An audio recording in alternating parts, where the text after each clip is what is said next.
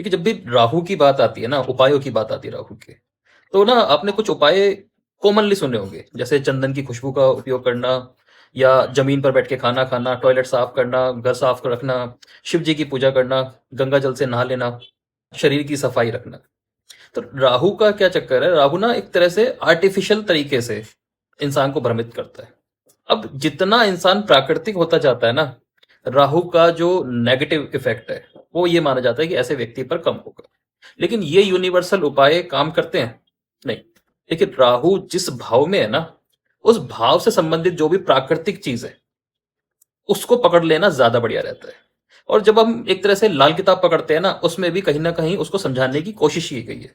जैसे first house के राहु के बारे में क्या कहा गया कि भाई आपको चांदी की चैन पहननी चाहिए।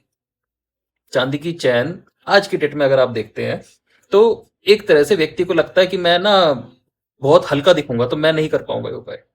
तो उसको ये बताया जा रहा है कि अपनी पर्सनैलिटी को ना सिंपल रखो। ठीक है, पांचवें राहु में क्या कहा जाता है कि भाई आपको ना सॉलिड हाथी रखना है। असल में सॉलिड हाथी उपाय अलग बात है, लेकिन हाथी जैसा सॉलिडनेस, कि आपको बड़ी बड़ी हवाई बातें नहीं करनी। अष्टम राहु में क्या क्या हो गया कि जमीन पर बैठ के आपको खाना खाना है। इससे ज्यादा सिंप्लिसिटी और क्या होगी। ठीक है, तो राहु जिस भी भाव में है ना, जब उस भाव की प्राकृतिक चीजों को आप पकड़ते हैं, तो राहु अपने आप ही शांत होता चला जाता है, या एक तरह से काबू में आता चला जाता है। और यदि उसी भाव की आर्टिफिशियल चीजों को आप पकड़ते हैं, जैसे राहु तीसरे भाव में है, और आपको लगता है कि आप एक दो अच्छे अच्छे पॉडकास्ट कर लें और अच्छे अच्छे ग्रुपों से जुड़ जाए और आपके पास बहुत काम आ जाएगा, तो ये एक तरह की राहु की भ्रमित करने की तरीका है। काम हो सकता है आ जाए, लेकिन आपके प्रोफेशनल करियर 6-8 महीने से ज्यादा नहीं होगा।